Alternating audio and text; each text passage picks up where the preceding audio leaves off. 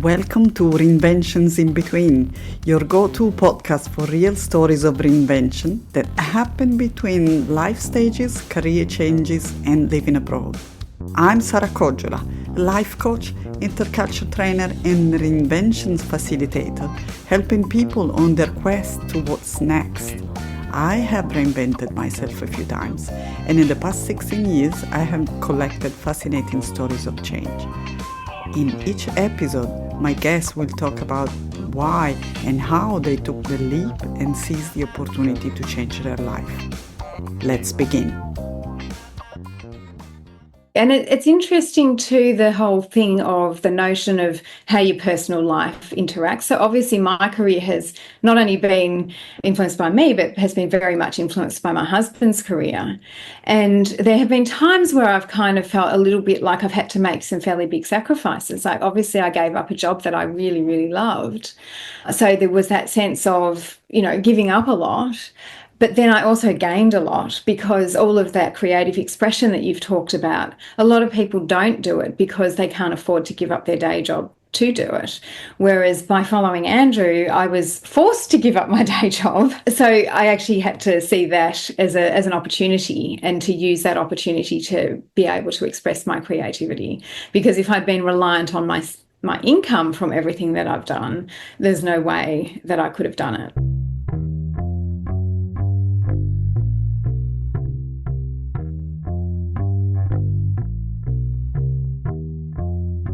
Welcome, everyone. I'm so excited to introduce you to a new amazing guest at the podcast Reinventions in Between. I'm happy to sit here with Andrea Barton. We're both sitting in Melbourne for the first time in this light. Yes, that's right. Welcome, Andrea. Thank you so much for having me on the podcast. Just to give a brief introduction about my guest today, Andrea graduated as an electrical engineer and worked in the telecommunication for many years, and also has a postgraduate diploma in organization behavior, and became a career consultant. And that's very interesting. You will see how this plays in our conversation. She is also an expat. She's been living abroad in the US, Texas, in Qatar, and then back in Australia, where she started writing a new career. And that's the result of a reinvention that we are talking about. I'm so curious to understand how this all happened and why you decided to change career or start in writing, how this reinvention came about. Well, I've had several reinventions. As you indicated, I began as an engineer. It was what I graduated from, and I started work that way. But I very quickly realised I was more interested in people than in things. And so that's why I did that postgraduate in organisation behaviour. So I left the telecommunications field and worked as a career consultant, which I loved because I couldn't believe the company was paying me to spend time talking to people. It was a wonderful career. Then the next change was because my husband, who was working in oil and gas, was offered a position in Lagos, Nigeria. And so we decided to go. We had a young family, 3-year-old and a 5-year-old. And so there I had to give up my job as a career consultant because there wasn't a calling for that over there. And I decided back then that I was actually going to write instead. So I went through a whole lot of different styles of writing as we moved our expat career around. So we went from Nigeria to Houston to the Middle East and then back to Australia. And through all of that time, I have been writing in different forms. So I've done short stories and helped edit anthologies about expat life. I've written some picture books for children. I've written stage productions, and underlying all of that was always the goal to become a novelist and to write a novel. And as my life progressed, I decided I actually wanted to set a novel in each of the places that I had lived. So it's taken me a really long time to finally get to the point of publishing those novels. But yeah, I've got 2 out already. So they're murder mysteries. So not based on my life, but based on the experiences that I've had in those different countries. Amazing. One of the points that comes out very often during these interviews is really how our personal life is completely intertwined with what we do. And ultimately, it's so difficult to say that your profession is separate from your life. And so often when people change their career, they are drawn to something that is definitely more drawn or more aligned to their passions or their talents, because most often there are talents that are not expressed, or passions that we never go and follow. We never take the time to really express those passions in our daily life. So I'm happy to see that this is the case as well. And so your personal experience over the years in your expert life are also kind of embedded, inserted in this project, the writing project. Absolutely. And it's interesting too, the whole thing of the notion of how your personal life interacts. So obviously my career has not only been influenced by me, but has been very much influenced by my husband's career. And there have been times where I've kind of felt a little bit like I've had to make some fairly big sacrifices. Like obviously I gave up a job that I really, really loved. So there was that sense of, giving up a lot. But then I also gained a lot, because all of that creative expression that you've talked about, a lot of people don't do it because they can't afford to give up their day job to do it. Whereas by following Andrew, I was forced to give up my day job. So I actually had to see that as an opportunity, and to use that opportunity to be able to express my creativity. Because if I'd been reliant on my income from everything that I've done, there's no way that I could have done it. I could only do that because Andrew was providing that income. How fascinating is it? Most of the time, people don't realize that what happens to us, it can be completely derailing to something that if we are just open to see with curiosity to happen what unfolds, and shifting that mentality and see, well, okay, what is the opportunity here? We could be completely proactive on what's happening in our life. And I see many people, especially accompanying spouses in the expat world, think that being placed in another country or following their husband's job is always frustrating because their job is put on hold. Or we talk many times about the reason why you are unable to work because of the job titles, the language, or the visa as well. But those opportunities and shifting the mindset are there, and we just need to have that space to allow that to happen and consider it with gratitude sometimes. Yes. And I think it's funny how you view, there've been times where I've kind of felt when I haven't, before I got published, it was very much around, well, I've spent all this time working so hard to achieve this goal that I haven't achieved. And so it felt like, oh my gosh, I've wasted all this time. I've wasted all my life. And it was just for me, it was quite pivotal that getting published was so validating that I hadn't wasted that time, and that, I had learned enough to finally get traditionally published and put something out there that people have enjoyed. So the success or failure of it, and how long you stick at something, and all of that all plays into it, as well as to how we feel about our own lives and the decisions that we've made, and whether they've been a really positive thing or a frustrating thing. So there's a lot of factors that come into play. Yes, I appreciate that you highlight this factor about working hard and towards your goal, and having also the frustration of not achieving immediately, because this often is, I don't want to sell the topic of reinvention like an easy thing to do. It's not just that you change, you send a new resume to a new company and here you are changing your life. Not at all. No. All those processes are complex for a reason, and I assume that also your journey has been enriching because it has been complex, and all the experiences that you had to collect and live yourself, and then that's right, are all inserted in your writing. They needed to happen. Yes, yes. And that's the thing, like afterwards you can look back and kind of be grateful for it. At the time, it's hard. It's really hard. And especially in a creative career where, you know, creative careers are notoriously difficult to find a foothold in, but they're also really fueled by not just positive experiences, but negative experiences. You have to have experienced grief to write about grief. And, you know, you have to have experienced challenge to be able to really appreciate it when you get there. So I think, you know, particularly in a creative career, having those hardships and those hurdles to overcome after you've got through them, or I guess as you're going through them, you can kind of appreciate it from a different standpoint, that it actually really feeds into your creative life as well. Absolutely. So true. I can think of some industries that similarly, and it's again creative, like music is very difficult, or yes, getting published, or sometimes specific industries are more tough than others. But ultimately, as you said in your questionnaire as well, one of the answers that I really love was, as much as what you're doing is feeding your soul, and that's also basically the fuel of motivation and keeping your track about what you're doing. Otherwise, we derail and we quit.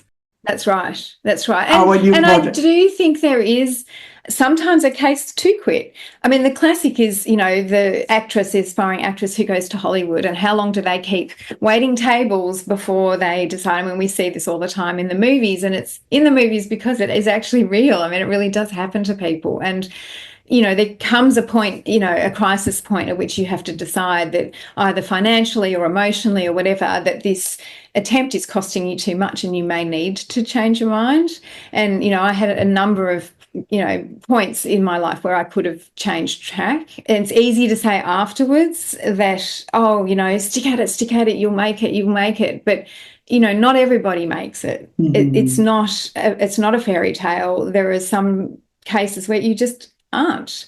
And so at that point you have to decide, do you do something different?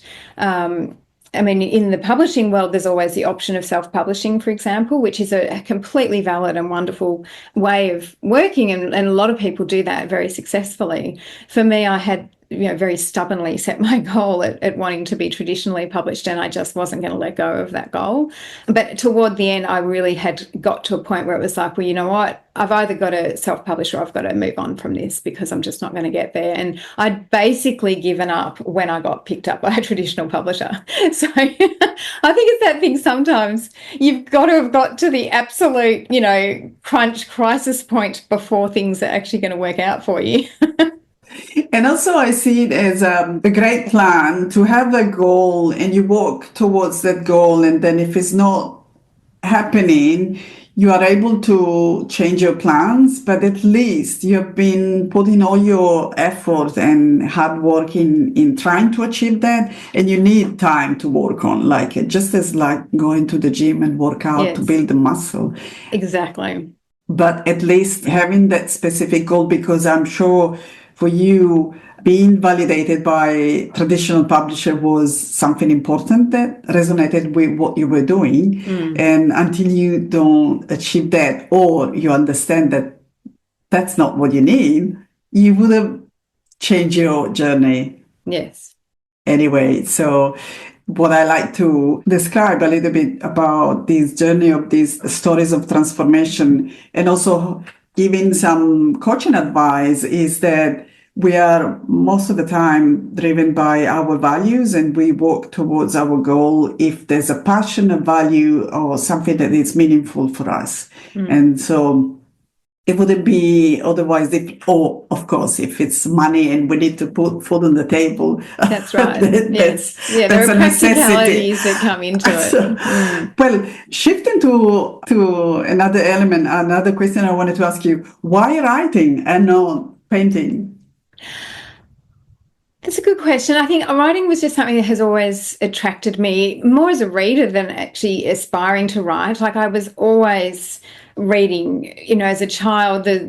My parents loved to tell a story of when I was walking to school and I walked into a lamppost because I was reading on the way to school. So I was always reading. I always had my head in a book, just loved getting lost in a different world. And Although as a child, I didn't decide, oh, I want to be a writer then. As I got older, it was like, that desire for creativity, I guess, grew stronger. And I started to think, well, I guess I'd always thought, oh, I couldn't do that. That would just be too hard. And I thought, well, no, I can do this. And so it was actually years ago, when I was pregnant with my first child, I was like, well, while I'm on maternity leave, I'll have a bit of time to write. So I'll start dabbling then. Of course, then I realised how much time a baby takes up. So not much of that writing got done then, but that was kind of when that seed really felt there for me. And I think I've just always wanted to recreate that experience for other people, that feeling of being really totally immersed in another world. And in the case of a mystery, that puzzle and that desire to read on and find out, who did it and why and all of that. So yeah, I guess it's because that's what I enjoy as a reader, then that was the type of creativity that I chose to pursue. Amazing. So clearly it was a passion that you had ever since, and it was just waiting for the right time to be picked. That's right. And I love how you mentioned that pregnancy was a great moment of creativity for myself as well. And it was actually after the first pregnancy that I had my first reinvention. And this happens often to women, not just because some women cannot go back to the job after maternity leave. And that's a whole other story, but it's one of the ingredients of this reinvention recipe that we talk about often. It is, yes. But those major life changes have a big impact. Absolutely. So all these other skills and competencies that you have acquired when you weren't ready to write, how those skills played in your writing? Well, I think there's a lot of things, just basic things like problem solving, time management, planning, all of those things that I learned in a corporate world are really relevant to writing. That you have to have a certain amount of all of that to keep you pushing through. And when I look back, I actually did do quite a bit of writing in my corporate world. So when I was doing the career management things, one of the big projects that I worked on was rewriting the materials that our company used for their programs. So I actually was writing. It was just non-fiction writing. It wasn't fiction. So yeah, so a lot of those skills that I had developed, I was able to apply here. So of course the writing itself is very, very different. So there were a lot of new skills I had to learn there, but all of those other things that sit behind it were equally applicable. Lovely. This reinforces the fact that everyone should consider positively or with a positive connotation all the experience that we have and not throwing it away, because we are using all our skills in whatever we do, and it's just an accumulation we never get rid of.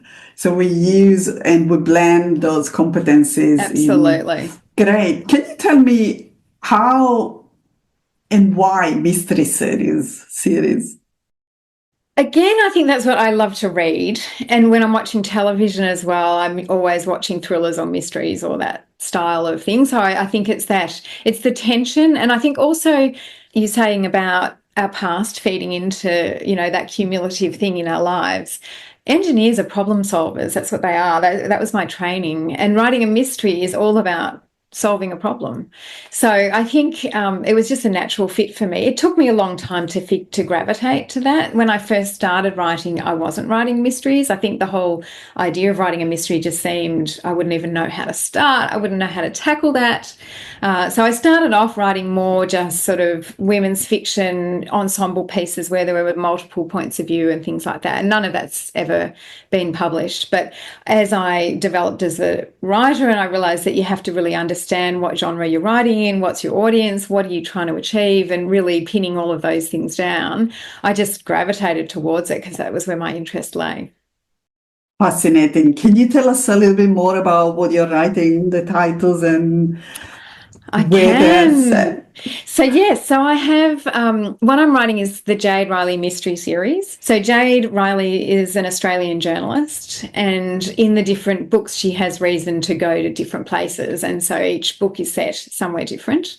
So the first story is when Jade is in her 20s, and she is visiting Houston, so one of the places that I've lived, and she is also learning ballroom dance, and she finds out that her dance instructor's fiance was murdered and that murder had never been solved. So as a journalist, that became intriguing to her, of course, so she teamed up with her dance partner to solve that crime. So that's The Godfather of Dance, which is the first in the Jade Riley mystery series. So in that, I had her living in the Woodlands, which is where we were living in Texas, and she visits other places in America as well. So there's scenes in New York, there's a quick trip to Vegas, and the second half of the book's in New Orleans. So that was a lot of fun to write. And picking up on the expat theme that we've talked about in reinventions, for Jade, part of the experience was living away from home. And she was doing that as a young single woman.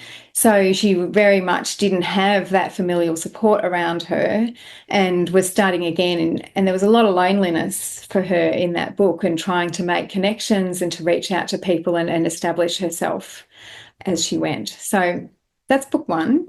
Then for book two, Jade reached the end of that assignment. She came back to Melbourne, so that's my hometown. So the second book, A Killer Among Friends, which is here, that is set in my hometown in Melbourne. What happens there, she comes back and one of her friends, she's got a very close-knit group of friends, and one of them is murdered. So she, of course, has to investigate that, whether as a journalist or as a friend. She wants to know what happened. It also ties back to her best friend's death. Her best friend suicided 3 years earlier, and there are links between the potential motives for Nick's death and Elena's death, and Jade starts looking into that. So, and in that one, the expat sort of scenarios that Jade's dealing with is having been away and coming back home again. So the repatriation, which for a lot of people is even more difficult than the expat. And what she finds is that her experience overseas is a little bit dismissed, a little bit discounted. And a lot of people I know who've come back into the corporate world feel a little bit the same, that if they don't have experience in Australia and in Melbourne, that's seen as a handicap, and that the overseas experience isn't always fully recognised or appreciated. So Jade was certainly battling that in that second book, and feeling frustrated that she had to kind of prove herself again with things that she felt she'd already achieved previously. So that's book two. They're the two that are actually out there now, so they're available. If you want to get them, Amazon's the easiest place to get them. If you ask your local bookshop, they can order it through Lightning Source, so it can be ordered at your local bookshop. The third book is one I'm working on at the moment, which should be out in September, hopefully. It's currently called The Man in the Dam, and it's set in Mansfield, Victoria. We have a holiday place there, so that's spent a lot of time. I haven't lived there permanently, but I've lived there enough to be able to write about it. So that's the setting for the third book. And in that book, Jade her parents have a place in Mansfield, so she's house sitting for them while they're away. So she's there with her boyfriend, who she's very much in love with. And there's a secondary plot throughout that book where he has proposed to her, which normally would have been cause for celebration, but part of the reason he's proposed is because he's being moved to Malaysia for work, and he expects her to give up her job to go with him. And so she's still only 29 at this stage and feeling like she really has a lot to prove before she wants to kind of take a back seat in her career. She knows how hard it is if she goes away from Australia and comes back. She's just been through all of that. So the idea of going to Malaysia and giving up the job that she's really passionate about is really, really challenging for her. So that is sort of the B story, if you will, in that book, while she is trying to solve a crime where she hosts a dinner party at her parents' place with people all from the local dramatic society, because her mother's part of that and has asked her to write a piece about it for promotions. And so Jade invites these people for dinner, and the next morning she wakes up and she sees a man in the dam, the front of their property, and he's dead. So he's one of the guests from the dinner party, and obviously she has to solve that one. So yeah, so that's book 3. So that's as far as I've well, actually, I've already written the next 2 after that, books 4 and 5, because that was all part of the process of, you obviously write ahead. If you haven't been picked up, you don't stop writing, you keep writing. So I'd already written these books, but they haven't been published yet. So the 4th book is set in the Middle East, to reflect our time in Doha, Qatar.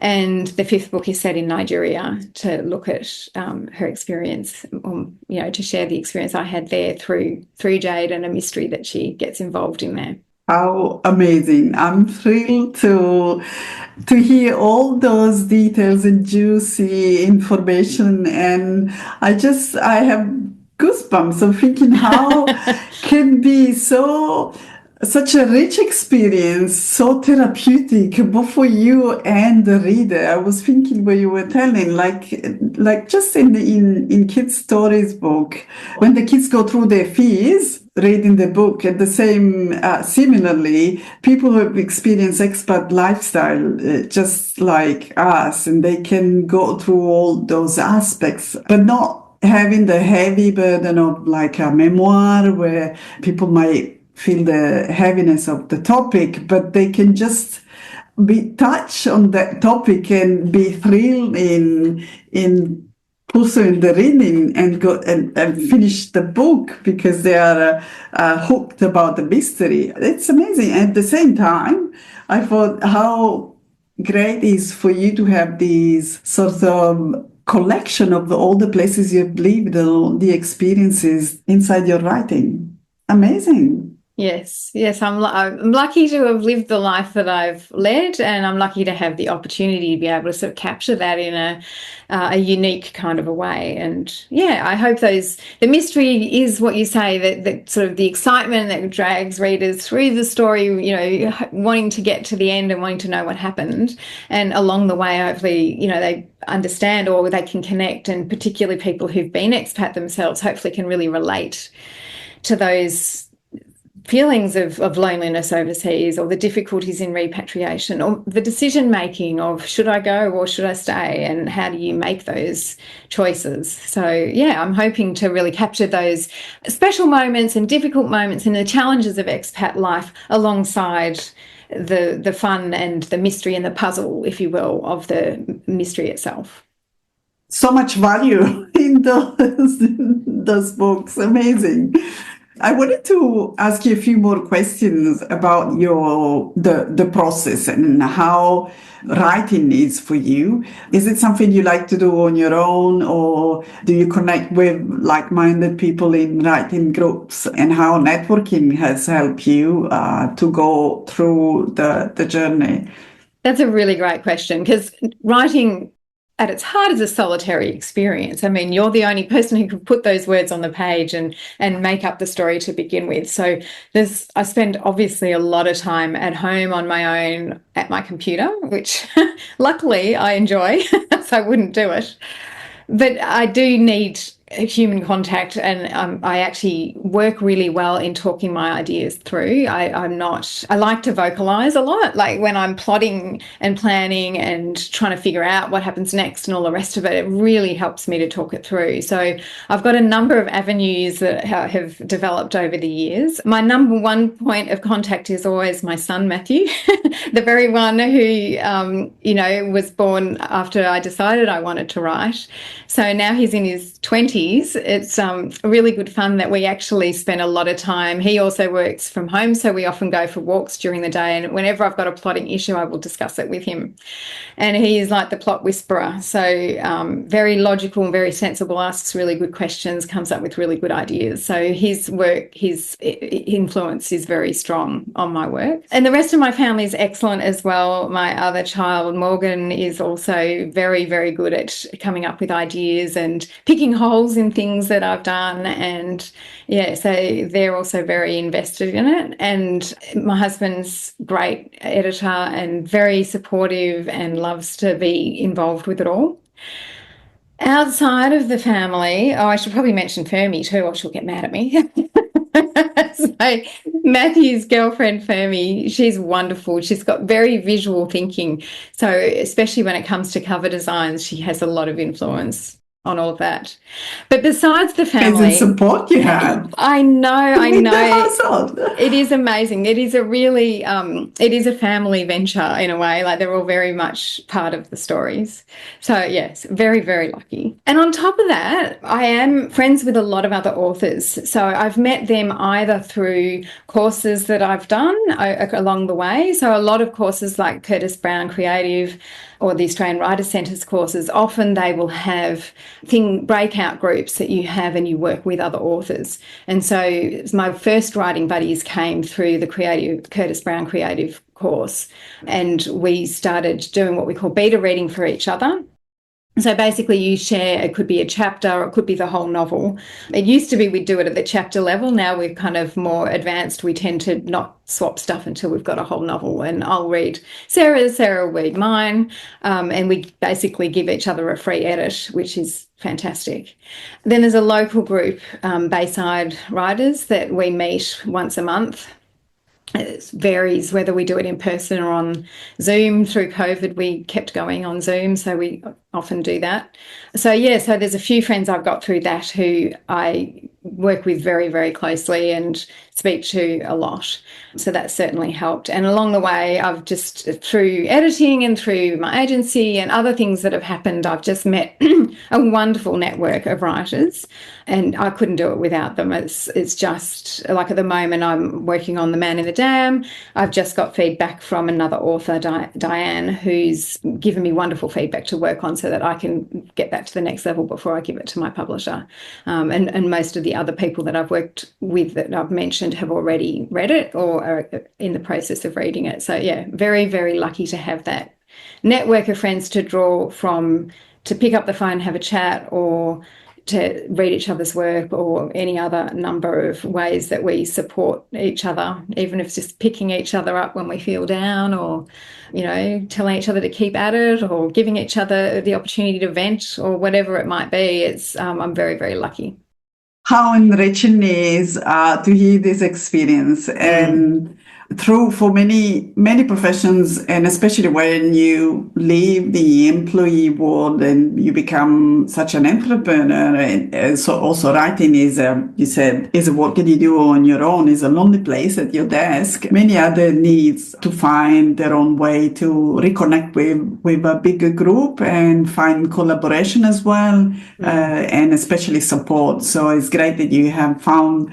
Nowadays also there are many opportunities available, and I suppose you plugged into some expat group as well of expat writers. Yeah, I've created, if anybody is an expat writer and wants to join, there is on Facebook, I've created an expat writers group so that people who are having these experiences, and sometimes when you're more remote, there may not be those groups in the country that you're living in. So yeah, we're not as active as we might be on the group, but if you've got questions or comments or whatever, then there's always that opportunity to reach out.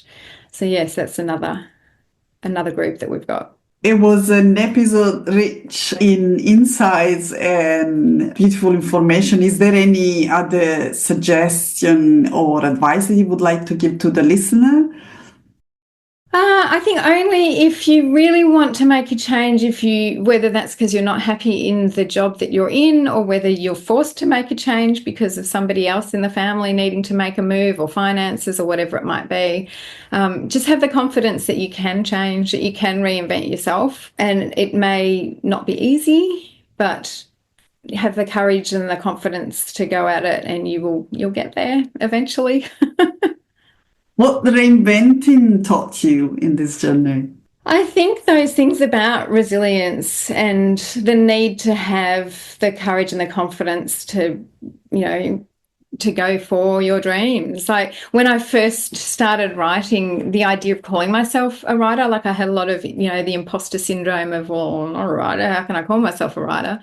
But then somebody made the comment that, well, if you can't call yourself a writer, then who else will? Nobody else will see you that way. So I did. I just started calling myself a writer, and, fake it till you make it. Well, nowadays also psychology says that the reality that we tell ourselves is what we become. So who he is, what kind of judgment can tell you you're not a writer? That's right. Anyone can write, and it's really a matter of validation and again confidence. And then even if you don't find the publisher, but you're just doing it to enjoy it, and it's such a process that gives you back on so many levels. And Absolutely. And look how far you've come, and Yeah. so many people you have onboarded on this process as well. Well, it was wonderful. I have a last question, which is a fun one. Was there a sliding door moment for you throughout this process? Oh, so I love that movie. It's fantastic. And I think of it often. I think I'm a bit greedy because I don't want to have the sliding door. I want to live both lives in parallel, just like the movie. So was there a sliding door moment for me? I guess there've been many where it's like, do I keep going on this path or do I turn around and do something different? And I just kept at it, kept at it. So, but yeah, there's been many times where I've kind of considered taking a different path, but no, I didn't take the other door.